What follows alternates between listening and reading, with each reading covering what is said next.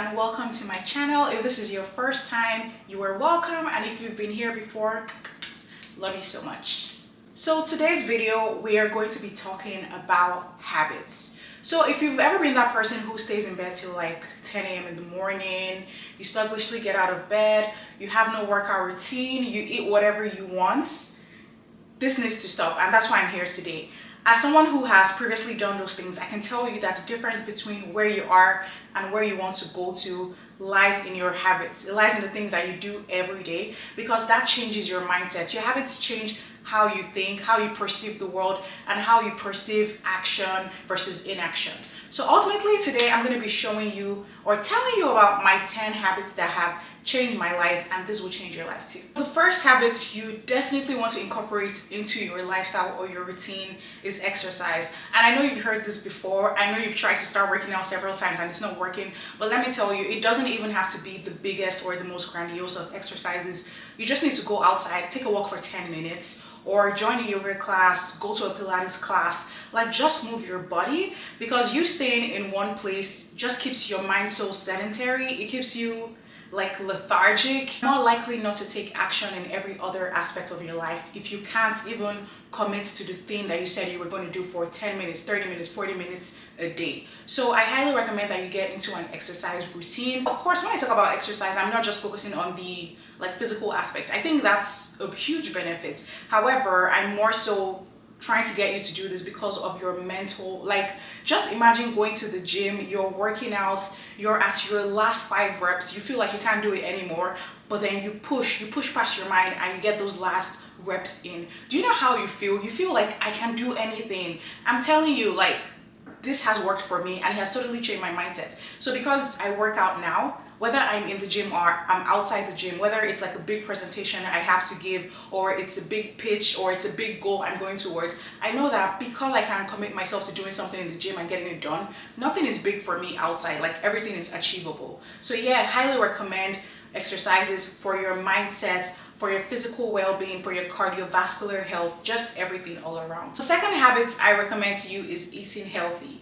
Now, obviously, it's easier to go to McDonald's and buy a burger. You don't have to cook it, you don't have to do the groceries, you don't have to do none of that. But do you know what's going into those foods? Do you know what you're putting into your body? Like, those things make you slow. They slowly degenerate you and your organs. So the best thing you can do for yourself is eat healthy. Eat whole foods. Go to the grocery store and find things that are not like canned or packaged. Obviously, some of those is okay, but you want to eat things like potatoes, veggies, fruits, things that actually go in and give you nutrients. And I will highly recommend that if you don't know how to read a nutrition label, that you learn how to read it. For example, something like an acai bowl, a lot of people attribute it with being healthy, and I love me a good acai bowl, but let me tell you, that thing is packed full of sugar. So if you're eating that every day thinking, oh, I'm eating healthy, no, you're not eating healthy, you're consuming a lot of sugar, which ultimately is not good for you. So my point is, just learn how to read these things, and so you can understand what you're putting into your body. I love me a good dinner, I love eating out and going to hang out with my friends, but the best thing you can do for yourself is learn how to cook. If you go to a restaurant and you love this particular pasta they make, learn the recipe and learn how to cook it at home. Not only would you save money, but you actually know what's going into the dish that you're putting into your body. Not only does eating healthy affect your stress levels, your physical glow, your inner glow, but it also improves your cognitive function. Your brain is sharper and you have more focus and alertness whenever you're working on, certain things you're trying to get towards. So yeah, definitely get in the habit of eating healthy. All right, my third tip is gratitude journaling. Now, gratitude journaling is basically you journaling. So you get a journal and you're writing down your thoughts. But the difference with this one is that you're actually focusing on the positives going on in your life. To me, the benefits of journaling is that it helps you declutter your mind. Have you ever been in a state where there's just so much going on, so many thoughts clustering your mind, and then you take down the time to sit down and write it down? That just offloads your brain and helps you clear up space for creative thinking or just being there for people around you. And the thing with gratitude journaling is that you're not just focusing on the negative stuff. You're actually focusing on the things that make you happy, the things that are going well. Even if it's like, oh, I made a new friend today, or I woke up today and I'm so happy. things like that make you focus on the good things that's good things that are happening in your life, and not all the other chaos that's going on. So it's really good. I have tried journaling in the past. I've tried, like, getting notebooks and just writing, but then that didn't work for me. The only thing that has worked for me so far is this journal called the 5-minute journal. And it basically takes you like less than 5 minutes to complete this thing. It has prompts in there like, what are you grateful for today? What are you looking forward to today? And what is your affirmation for today? So those things are already, they prompt me, and I just go in there and I fill it in. So if you have a hard time, like if you've had a hard time journaling in the past, then I highly suggest that you check out the 5-minute journal, and I will link it in my description bio. Next habits you should consider is mindfulness and meditation. So I have a story for you guys. Like, I used to have anxiety, and I didn't know I had anxiety, but I remember it started kicking off when I started grad school, and I got on this project, like super technical, and I feel like the anxiety just came on me at once. So it was always like there was a cloud following me, like, oh my god, I'm not good enough for this, imposter syndrome, blah blah blah blah blah. And then I started meditating like 5 minutes a day. I would like turn on a YouTube video that says, meditate, and all it does is just like prompts you, and you do the breath work and all of that. But let me tell you, that thing changed my life. In fact, I think I did it for about 1 month. Until today, I'm still benefiting the rewards of the meditation sessions, because what it does is it helps you, it forces you to stay in a state of thinking on one thing, and that's just the meditation. And you inhale, you exhale, and so whenever you're in a tough situation or your anxiety is trying to come up, you just go back to that breath. You go back to that breath, and your body just remembers that state where you were in calm and you were serene. So in fact, if there's any habits on this thing that has changed my life, it's definitely that. Because I know that whenever I'm going into a state of anxiety, I just take myself back to my breaths. And like I said, it's a muscle. You need to do it for some time before you start seeing the results. So you can do it alone on your own, or you can look up a YouTube video. There are so many guides on there. There's meditation for anxiety, there's meditation for sleeping, there's meditation for focus. There are many things that can help you depending on your goals. And then going off of that, my next habits that I highly recommend is spending time in nature.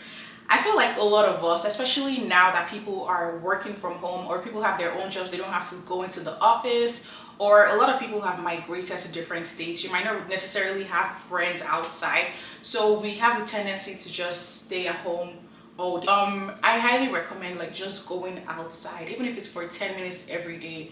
Go outside, take a walk. If there's a park nearby, that's even better. But the point is just to realign yourself to the world. There's a world out there, and whenever you're taking these walks, these are really good times to just like not think of anything, but at the same time you're just opening up your mind to the beauty and the wonder of the world. You notice the leaves more, you notice the trees more, and then that's where inspiration and creativity starts to come in. If you're a creative, this is a really good one for you, like just spending time in nature, because there is not every time AC, like, let's do better, okay? And the next item on my list in terms of a habit to develop, and I want to drill this into your brain, develop it, is you need to start financial planning and budgeting.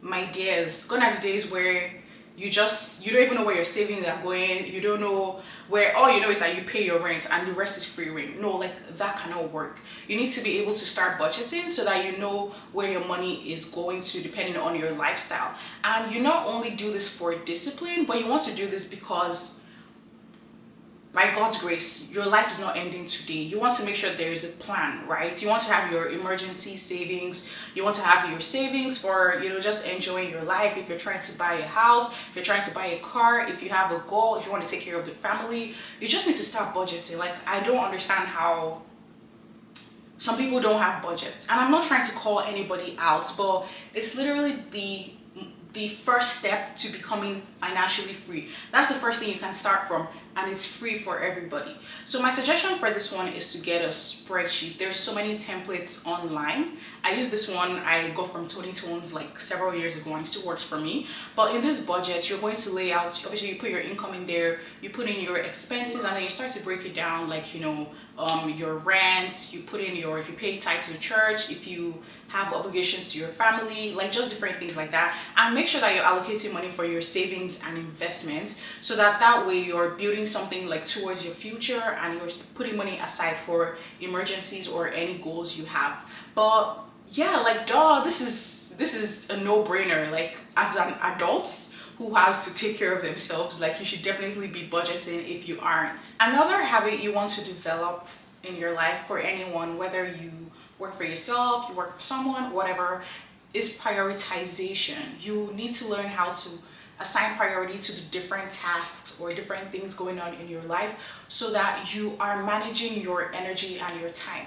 In fact, there's this book I read, The Power of Full Engagement, and it says managing energy, not time, is the key to high performance and personal renewal. And I've seen this like pan out so much in my life. It's very possible for you to have 24 hours. Let's assume you don't sleep. You have 24 hours of your day. You have time. But if you don't know what's going in there, how it's going in there, what you're supposed to be working on, you've basically wasted your time. And then people get into the scenario saying, oh, they're burnt out. You're burnt out, but you're not doing anything. My dear, that's not really a thing. You want to be prioritizing tasks so that you are managing where your energy goes to. Because today, let's say I had 3 items on my list, and I say, okay, it'll take me 1 hour to do this, take me another hour to do this second thing. And once I put it together, I have my priorities. And once I accomplish that within like 5 hours, 4 hours in my day, that's it. I've done what I needed to do. And now I have time to enjoy my family, to enjoy things that make me happy, and just live a well-rounded life. So even if I might have less time, as long as I'm getting the stuff I have to get done and use my energy wisely, then I'm doing a great job. So yeah, and a practical tip for this one is to make to-do lists. I know there's several personalities out there, myself included, but once I start to accumulate things in my head, things I'm supposed to do, like I can physically feel like sick or something. So the best thing for me is to have a list where I write down stuff I'm supposed to do.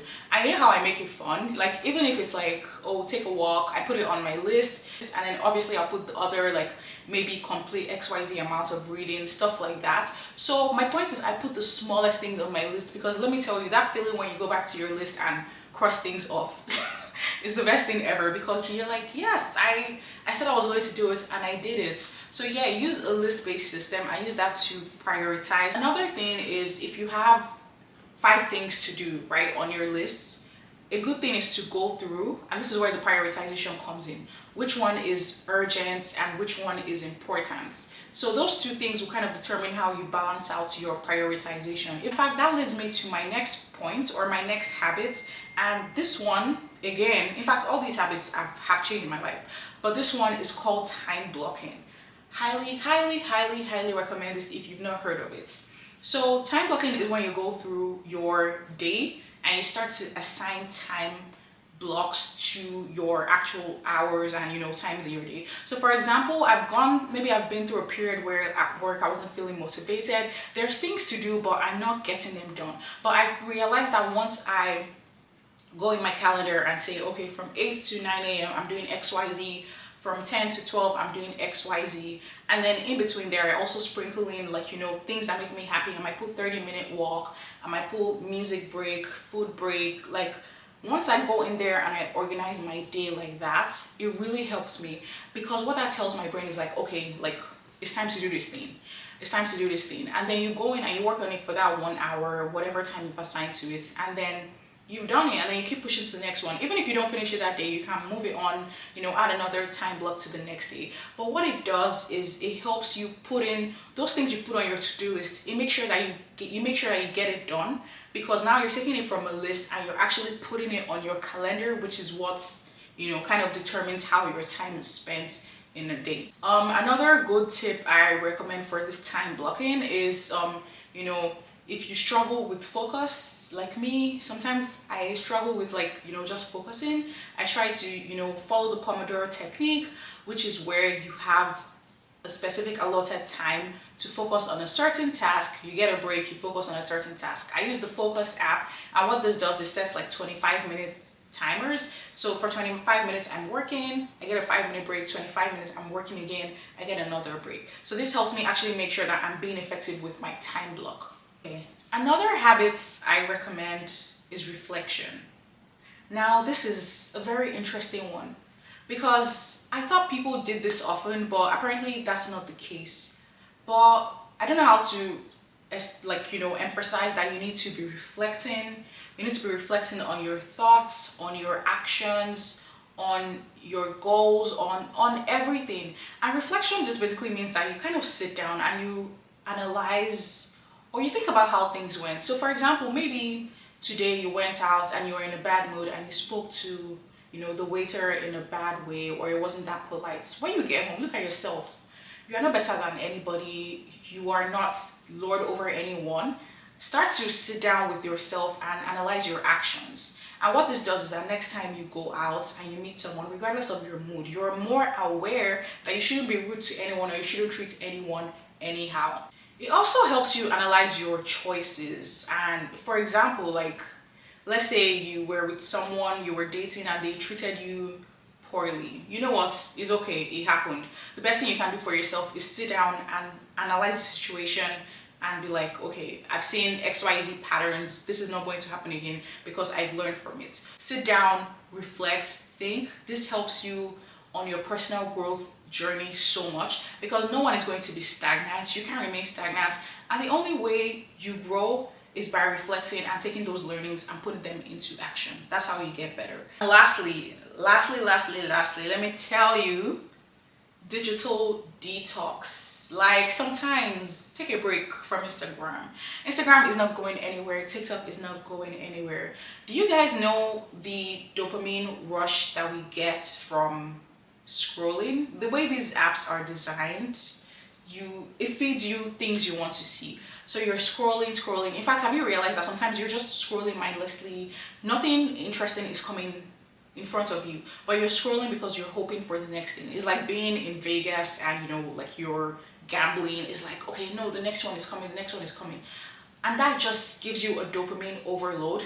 And the damage to your brain is that when you sit down and there's no screen in front of you, you can't function. When you're trying to study for your exam, you can't go 5 minutes without checking your phone. When you're sitting outside in the park, your body is itching you because you're in a dopamine overload. Nothing is enough for you. Things that would give you joy, such as, going to a concert, hanging out with a friend, reading a book, those things don't give you joy because now you've overloaded on social media, on all these things going on. So the best thing you can do for yourself is to limit the amount of time you spend on social media. In fact, I've gone on a 6-month detox from using the apps, and let me tell you, it was like one of the best things I've ever done. And so now when I come back, I'm very aware. Once I see myself I start going into that pattern of scrolling too much, absorbing too much information, I immediately just know, okay, it's time to maybe delete this app. Or in fact, let me tell you, when I was writing my thesis in grad school, honey, I would literally pull my phone, my phone into my car, and I will lock it there. That's how bad it can be to you, and that's the extremes of how you need to go to protect your brain and protect your mental function. I want to limit distractions. In fact, I got off Twitter years ago because I realized everybody's opinions were just in my head. Like, it's too much. Like, don't you guys ever feel like it's too much? Like, just try it. And it also shows that you can control yourself. You can, filter what's coming in and what's going out. It would help you. Social media or just like sitting on your phone for hours is such a productivity killer. Like, trust me, guys. Anyway, those are my tips. I hope you guys found this video useful. I also recently made a video about how to change your life before the new year. 2024 is coming up, and in 3 months you could change your life, conduct a complete revamp. So if you guys want to check out that video, it's going to be linked right here. But yeah, I hope this was helpful. If you guys enjoy fitness, lifestyle, productivity content, don't forget to like and subscribe and join the family. Okay, I'd love to see you back. But yeah, thank you so much, and I hope you have a good day. Bye.